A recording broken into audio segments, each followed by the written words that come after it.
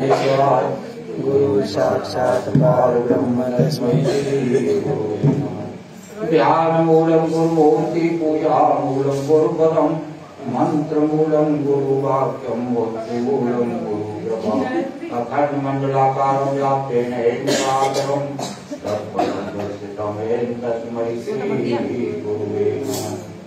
गंगा सिंधु सरस्वती जमुना गोदावरी नर्मदा कावेरी सरयू हेमंत तनया चरमंती वेदिका क्षेत्रा विप्रवती महासुरनदी ज्ञाता त्यागंडकी पूरा भूजलई समुद्र सहिता पूर्वो मंगलम शांताकारं शिखरशयनं सर्वमालं महेशं दृष्ट्वाधारं गगन सदसं स्वच्छवर्ण शुभांगं गौरीकान्तं विषयनयनं योगविद्यानगम्यं वन्दे शम्भुभवैहरं सर्वलोकैकनाथं शान्ताकारं भुजगशयनं पद्मनाभं सुरेशं दृष्ट्वाधारं गगनसदस्वच्छवर्णशुभांगं लक्ष्मीकान्तं कमलनयनं योगविद्यानगम्यं वन्दे विष्णुभवैहरं सर्वलोकैकनाथं त्वमेव माता पिता त्वमेव त्वमेव बन्धुः सखा त्वमेव त्वमेव विद्यारम्भं त्वमेव सर्वं देव देव आकाशे तांकालिंगं पाताले वत्वेश्वरं मृत्युलोके महाकालं सर्वलिंगं नमोस्तुते जटाधरं पाण्डवं शूलहस्तं कृपानिधिं सर्वरोगहरं देवं दत्तात्रेयं भजे अतुलितवरधामं हेमशैलाभदेहं दलितवन किसान ज्ञानिनां ग्रगण्यं सकल गुण निधानं पाण्डवानां धीशं रघुपति प्रिय भक्तं वातजातं नमामि। बोलिए बंसी वाले की जय।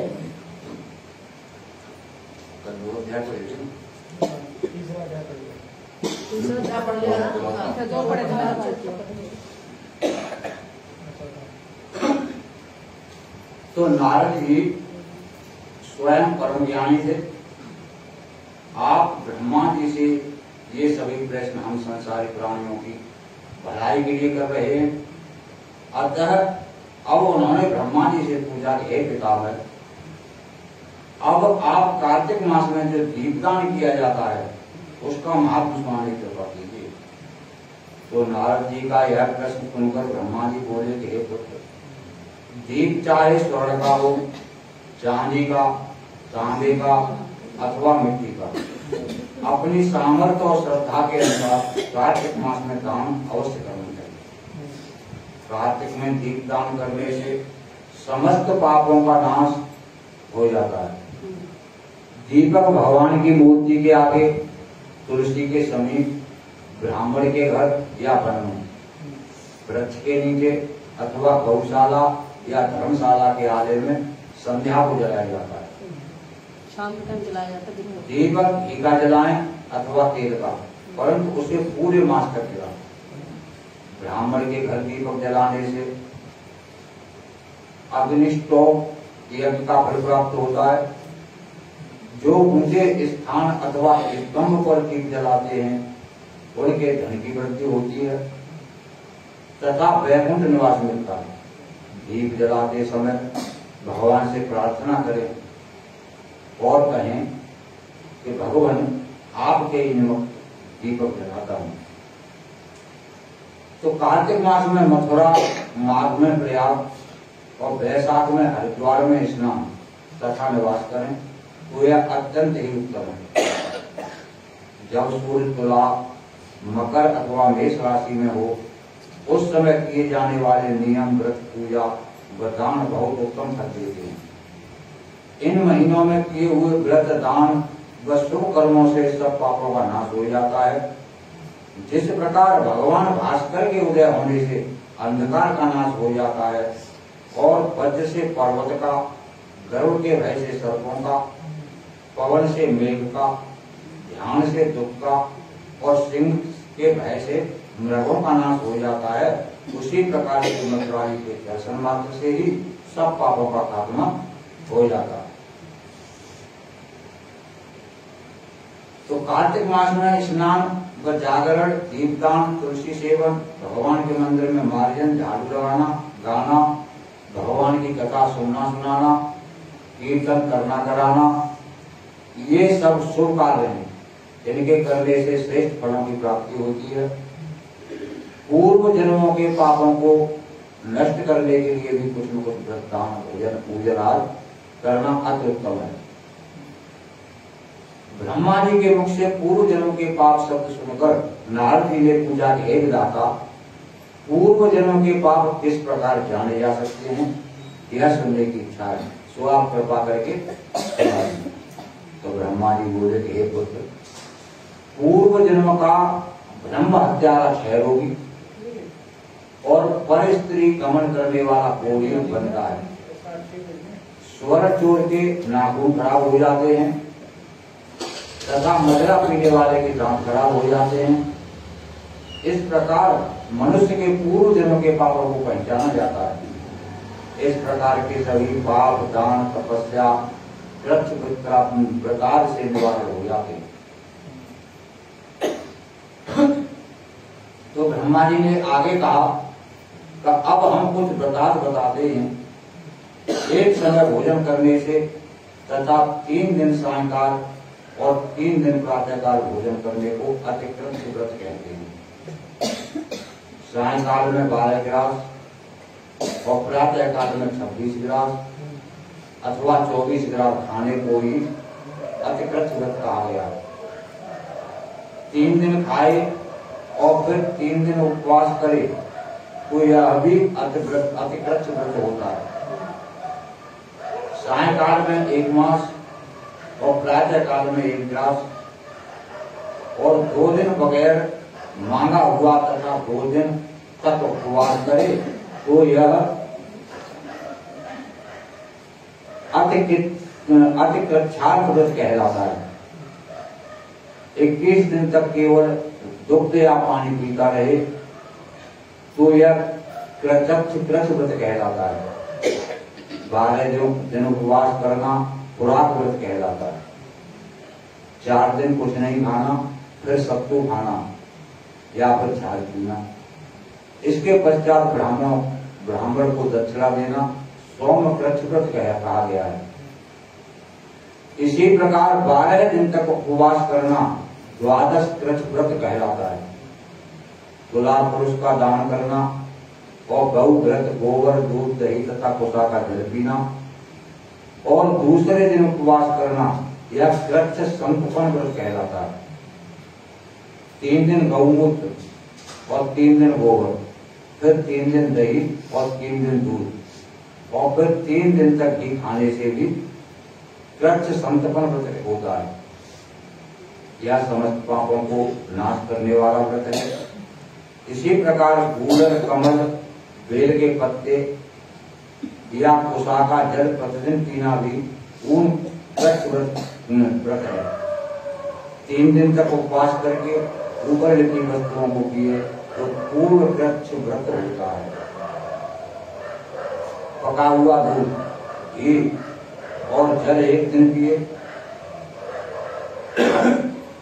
और 1 दिन उपवास करे तो इसे तब तक कृच्छ व्रत कहते हैं। जल दूध और घी तपाकर 3 दिन तक पिए और एक समय स्नान करे तो वह भी तब तक कृच्छ व्रत होता है। इसका प्रमाण पानी 8 तोला, दूध 12 तोला, घृत 4 तोला होना चाहिए। कार्तिक शुक्ला चतुर्दशी को भगवान का पूजन करना चाहिए। उस रात्रि को उपवास रखकर और कमर तक जल में खड़े रहकर रात्रि भर भजन करने को जल कृच्छ व्रत कहा गया है। जो इस व्रत को करता है वह वैकुंठ को प्राप्त कर लेता है। कार्तिक शुद्धि सप्तमी को घी खाकर फिर एकादशी को उपवास पैतामह कृच्छ व्रत कहा गया है। यह पैतामह कृच्छ व्रत करके जिनमें भगवान श्री कृष्ण का पूजन करें तो करने वाला तीनों लोकों में पवित्र होकर वैकुंठ को प्राप्त कर लेता है। कार्तिक शुद्धि छठ से 3 दिन उपवास करने से महेंद्र कृच्छ व्रत हो जाता है। इसे करके मनुष्य दुर्लभ वैकुंठ में वास पाता है। 3 दिन अन्न भक्षण कर ले और 3 दिन उपवास करने से पत्र पंचक व्रत हो जाता है। इसे वैष्णव कृच्छ व्रत कहते हैं। यदि एकम से पंचमी तक केवल दही खाएं, फिर एकादशी तथा द्वादशी को भगवान का पूजन करें, तो इसे परम कृच्छ व्रत कहा गया है। इसके करने से श्वेत द्वीप में वास मिलता है। जो शुक्ल पक्ष की एकम से प्रतिदिन 1-1 गिलास कम करता है तथा अमावस्या को कुछ नहीं खाता, तो यह चंद्रायण व्रत कहलाता है। 1 गिलास 2 तोले अथवा 25 ग्राम की लगभग मानना चाहिए। एक बार में जितना भोजन आसानी से मुंह में आ जाए उतना ही गिलास होना चाहिए। कृष्ण पक्ष के आग में 14 को 5 गिलास और फिर प्रतिदिन 1-1 गिलास बढ़ाकर एक पक्ष में 240 गिलास पूरे करने चाहिए। इसे भी चंद्रायण व्रत कहते हैं।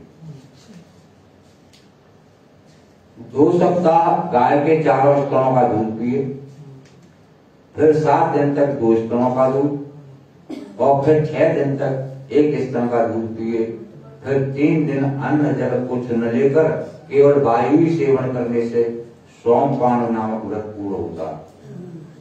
यह व्रत समस्त पापों का नाश करने वाला है। गेहूं तथा चावल की कांटी, दही, दूध, घी, जल और पंचकव्य तथा निम्नलिखित सब चीजें नियम पूर्वक कार्तिक मास में खाने से भी साप्ताहिक कृच्छ व्रत हो जाता है। इस व्रत को करने वाले को भी विष्णु लोक की प्राप्ति हो जाती है। बेल, पलाश, कूलर का काढ़ा और गर्म दूध पीकर एकादशी व्रत करने वाला द्वादशी को पारण करे तो नित्य ही वैकुंठ में स्थान प्राप्त करता है। जो व्यक्ति कार्तिक शुद्ध सप्तमी, अष्टमी, नवमी और दशमी को जल कमल खाए, फिर एकादशी को उपवास करे, तो यह लक्ष्मी व्रत कहलाता है। इस लक्ष्मी व्रत को करने वालों पर लक्ष्मी जी कृपालु बनी रहती हैं और अंत में उन्हें भगवान विष्णु के वैकुंठ लोक में वास मिलता है। प्रातः काल में 4 गिलास और सायंकाल न खाने से शिशु चंद्रायण व्रत होता है। कार्तिक शुद्ध 14 के ब्रह्मपूज व्रत में गौरी का पूजन करना चाहिए। इसकी विधि इस प्रकार है कि गौमूत्र, गोबर, दूध, दही, घृत और कुशा का जल लेकर इन सबको मिलाकर पंचकव्य बनावें। लाल रंग की गऊ का मूत्र, श्वेत गऊ का दूध, नीली गऊ का दही और काली गऊ का घी। यदि किसी वजह से ये न मिल सके तो दूसरी तरह का भी पंचकव्य बनाया जा सकता है। मिलाई जाने वाली वस्तुओं की मात्रा इस प्रकार है: गौमूत्र 8 मासा,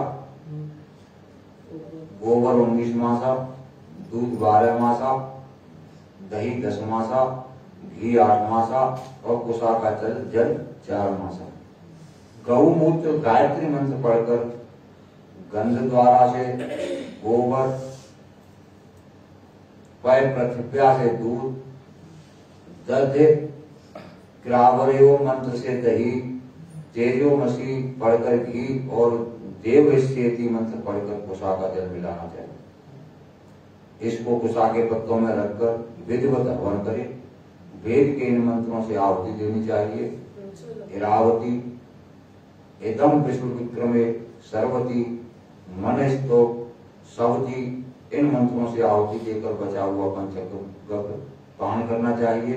यह पलाश के पात्र में या स्वर्ण अथवा चांदी के पात्र में पान करना चाहिए। एक दिन तथा रात्रि उपवास करे, साथ ही भगवान का स्मरण करे। यदि स्त्री व्रत करे तो अपने पति की दीर्घायु की कामना भी करे। आंवला या तुलसी का पूजन करना चाहिए। व्रत समाप्ति के निमित्त ब्राह्मण को गौदान करना चाहिए। इन व्रतों को करने से व्रत करने वाला भगवान का प्रिय पात्र बनता ही है। इस लोक में सभी सुख और ऐश्वर्य होकर अंत में मुझको भी प्राप्त करता है। बोलिए बंसी वाले की जय।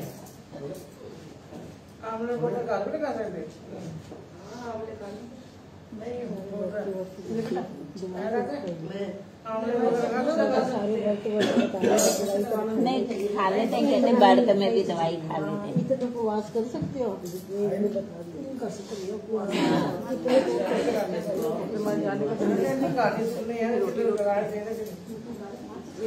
तो एक गंगा थी और एक थी जमुना। दोनों बहनें एक साहूकार के खेत में जा रही थी।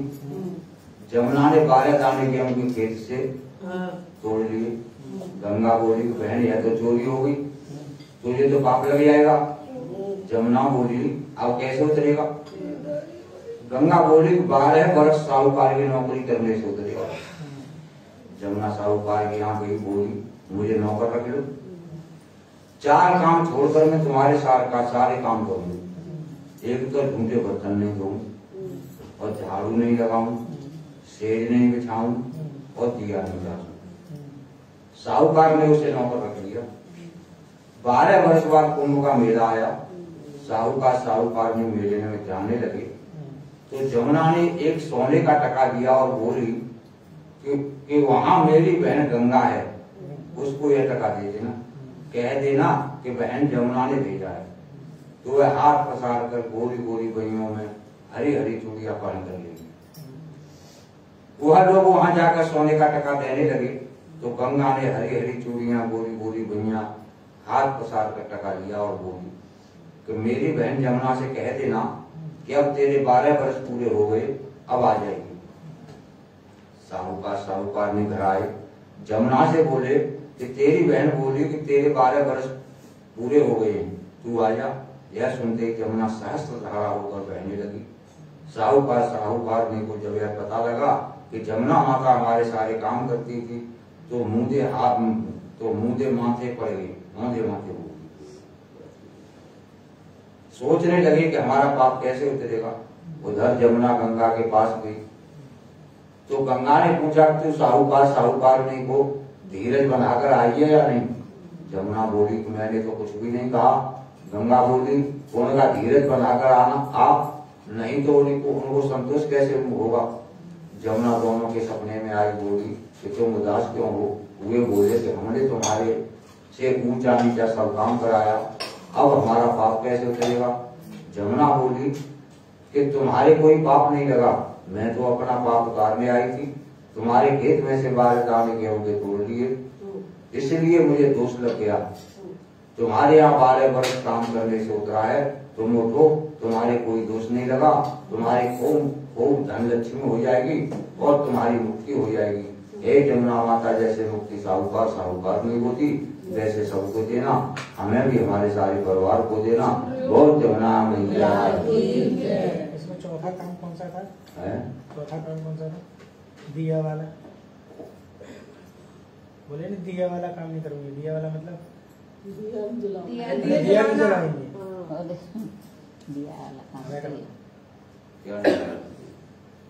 शनिवार की? हाँ शनिवार ही। और एक ब्राह्मण पाठ करने जा रहा था, उसे रास्ते में शनिश्चर महाराज मिले। ब्राह्मण ने पूछा तो महाराज कहाँ जा रहे हो। शनिश्चर ने कहा राजा के लगने जा रहा हूँ। ब्राह्मण बोला राजा के लगेंगे तो सारी प्रजा दुखी होगी, मेरे लग जा। शनिश्चर बोला कितने समय के लिए। तब ब्राह्मण बोला 7 साल की ना होती जाए, 5 साल की ना होती जाए, 2.5 साल की ना होती जाए, 1.25 साल की ना होती जाए, 1.25 पहर की होती। और नदी के किनारे जाकर आसन पर बैठ गया। आसन पर बैठकर जाप करने लगा, ओम नमो भगवते वासुदेवाय।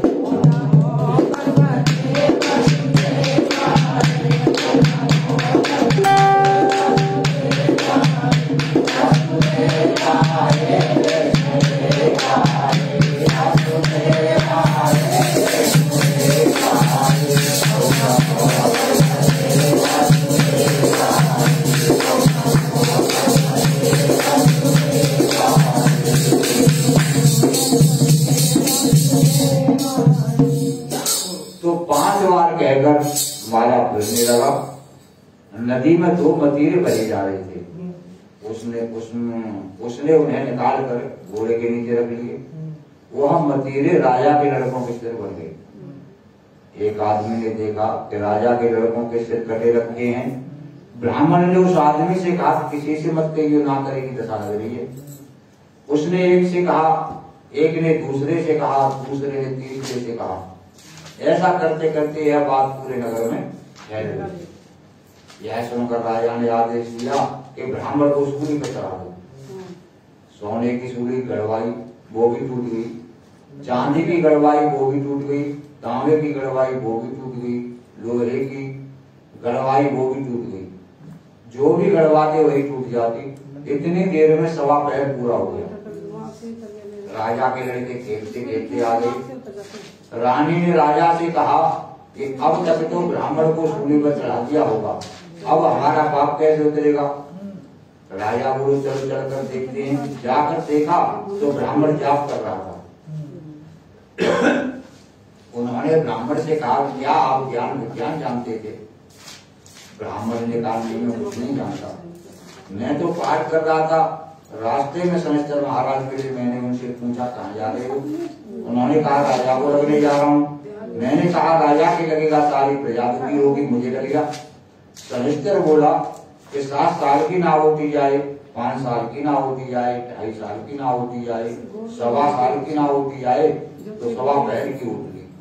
सवा पहर में ऐसे रंग दिखाए, कहने लगा इसकी कैसे दशा करे। सोने चांदी का दाम, तांबे लोहे का दाम, पीतल का दाम, राजा को गरीब कैसे करे। गरीब पेड़ की पाली, गुड़ की डली डकोट को दे दे। 7 बार पीपल पर चढ़ा दे और कह दे शनि देव मोटा कभी नाम छोटा। शनिवार की घड़ी ले 70 बड़ा करे, ये 7 बार कह दे, 7 बार जल चढ़ा दे, सारी बड़ा चल जाए। बोल शनिश्चर महाराज की।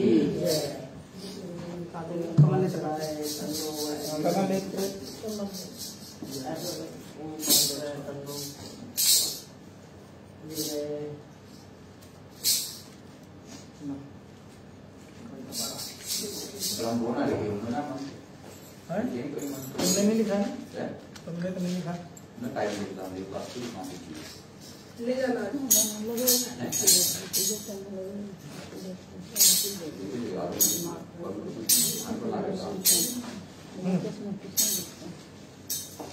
श्री कमल नेत्र कलि पीतांबर अधर मुरली गिरिधरम मुकुट कुंडल कर्ण कुटियासा।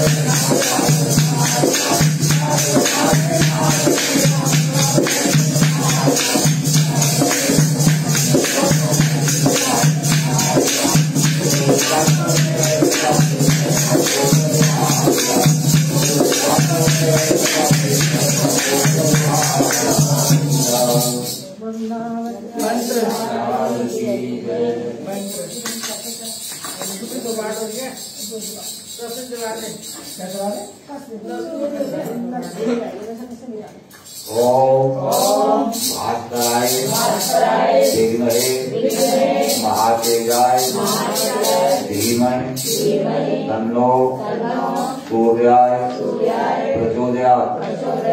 ओम भास्कराय विद्महे महातेजाय धीमहि तन्नो सूर्याय प्रचोदयात्।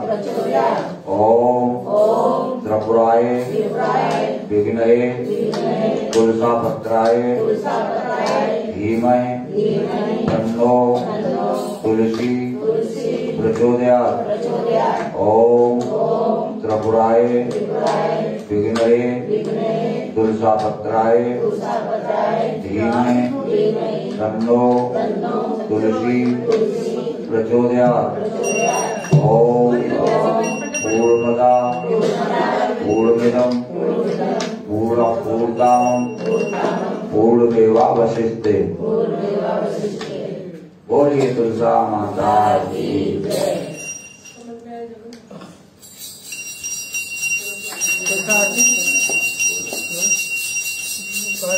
रामाराणी नमो नमो वृंदावन देवी नमो नमो प्रजानि नमो नमो ब्रह्मादि जाये नमो नमो ठाकुर संगाये नमो नमो ठाकुर की दासी नमो नमो भोला सेवया विलासी नमो